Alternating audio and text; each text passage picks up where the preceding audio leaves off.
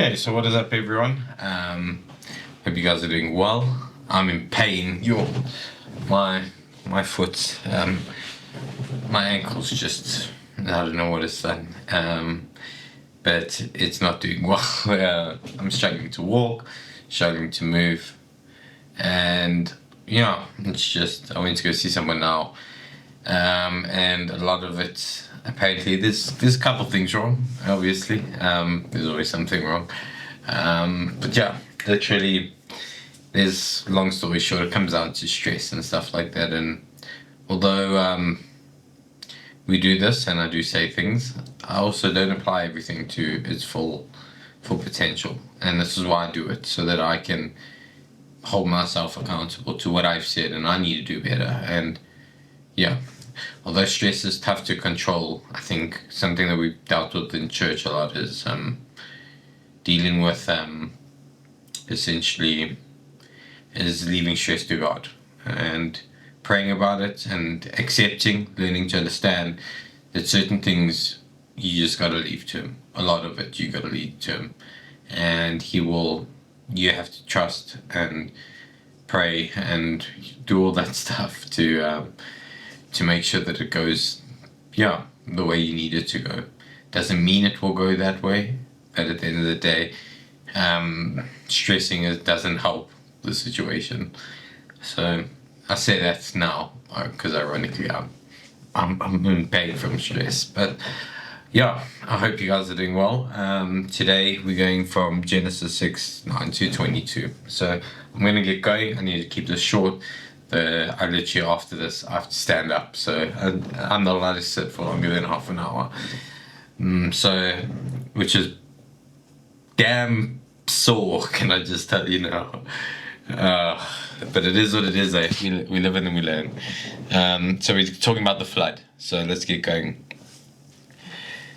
Then the people began to multiply on the earth, and daughters were born to them. The sons of God saw the beautiful woman and took any they wanted as their wives. Then the Lord said, "My spirit will not put up with humans for such a long time, for they are only mortal flesh. In the future, their normal lifespan will be no more than 120 years.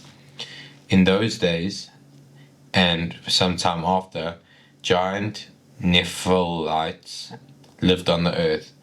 For whenever the sons of God had intercourse with women, they gave birth to children who became heroes and famous warriors of ancient times." I'm reading the whole thing. It's supposed to be 9 to 22. Okay, the story of Noah. Scratch that, and then we'll go. Story of Noah. This is the account of Noah and his family. Noah was a righteous man, the only blameless person living on the earth at the time, and he walked in close fellowship with God. Noah was a father of 3 sons, Shem, Ham, and Japheth. Now God saw that the earth had become corrupt and was filled with violence. God observed all this corruption in the world, for everyone on earth was corrupt. So God said to Noah, "I've decided to destroy all living creatures, for they have filled the earth with violence. Yes, I'll wipe them out along with the earth." For 40 days the flood waters grew deeper, covering the ground and lifting the boat high above the earth. As the waters rose,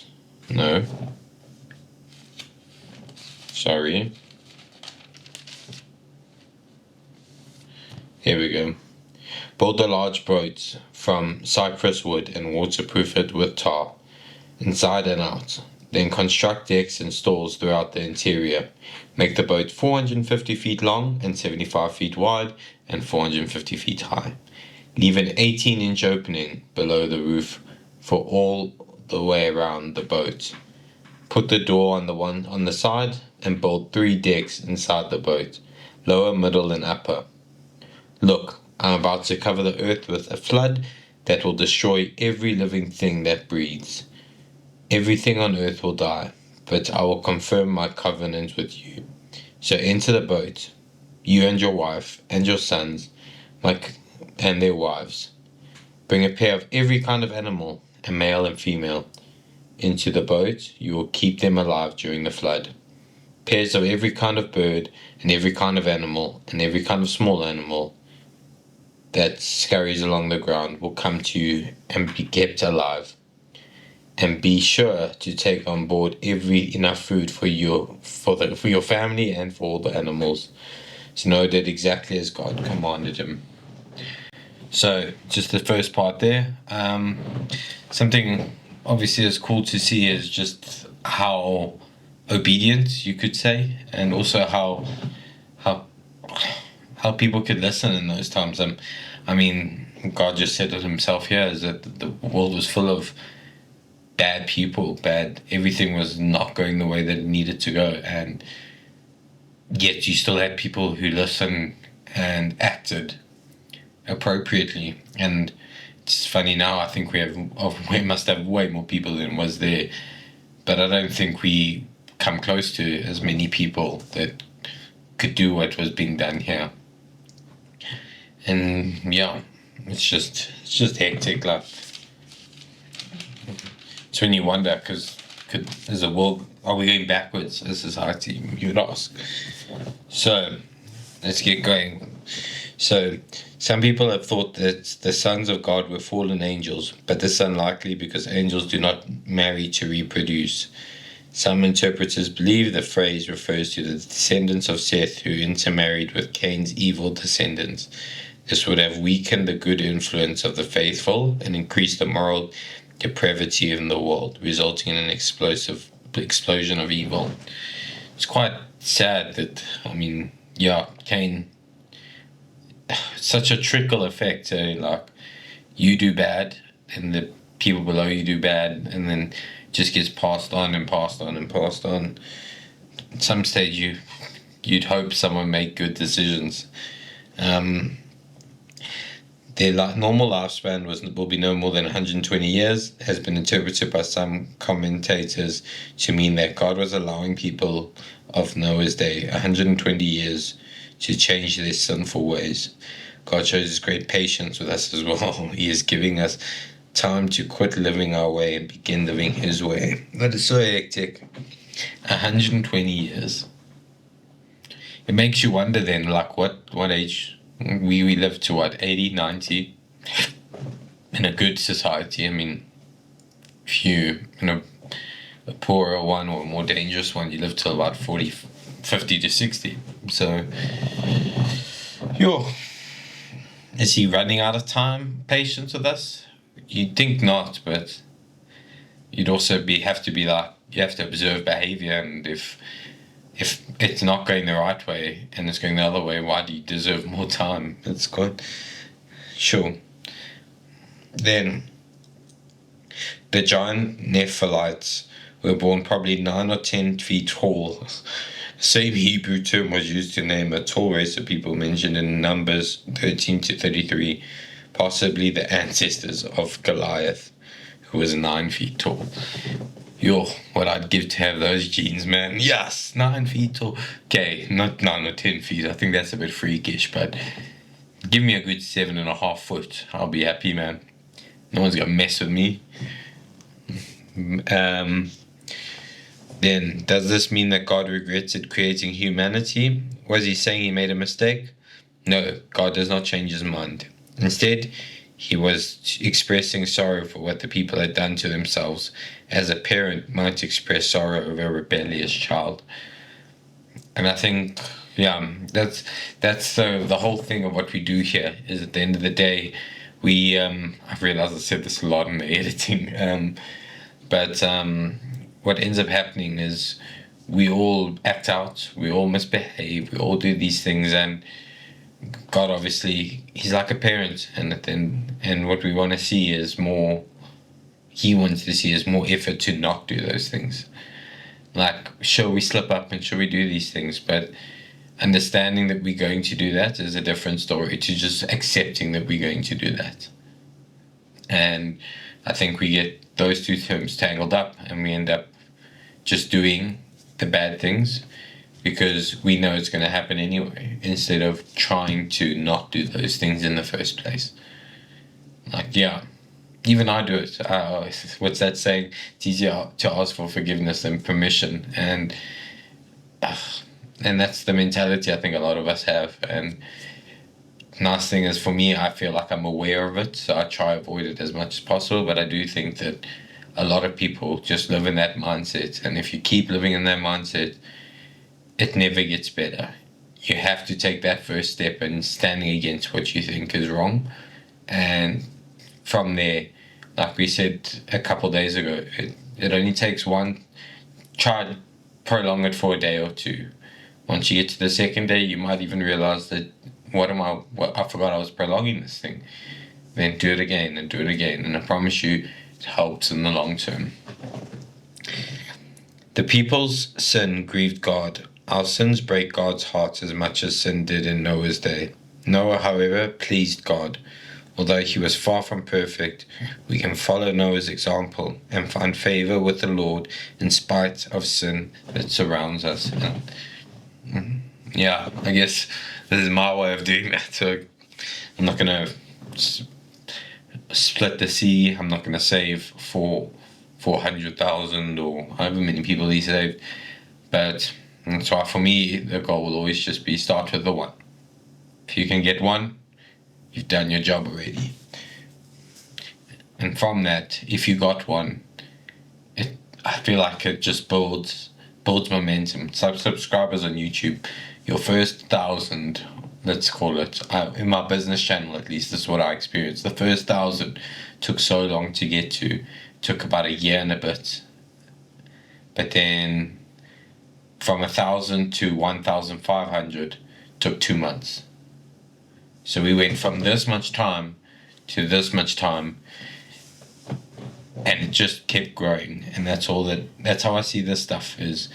I reach out to all of you guys. You guys then can interact, you can comment, you can disagree, we can have these discussions, and that creates more conversation around the topic, more people to see it, and we take it from there.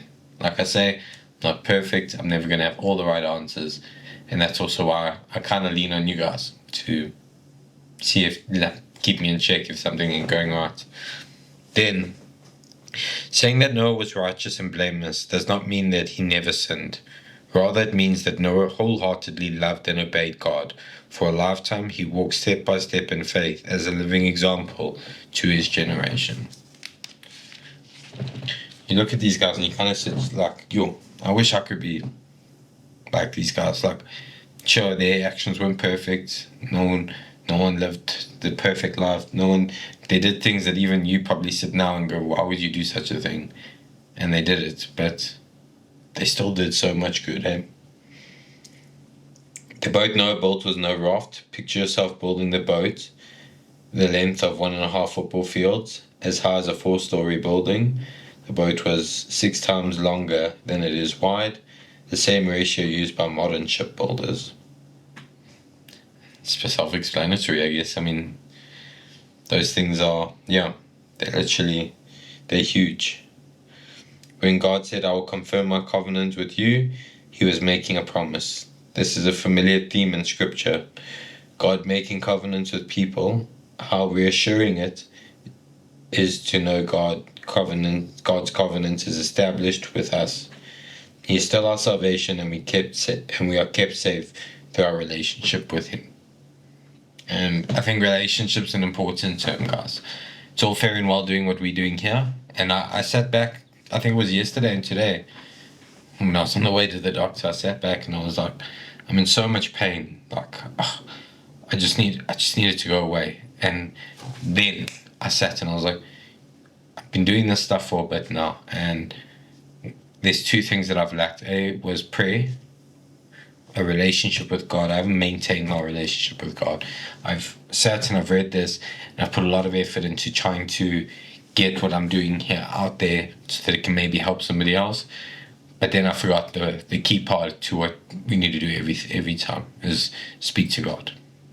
Have a relationship with him.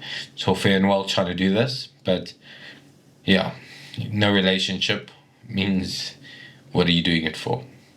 So even this morning I said, I'm not a man of fancy words, so just sat and I prayed. And I did say I'm thankful for some stuff, And then I also ask for my foot to get better because please, man, it's so sore.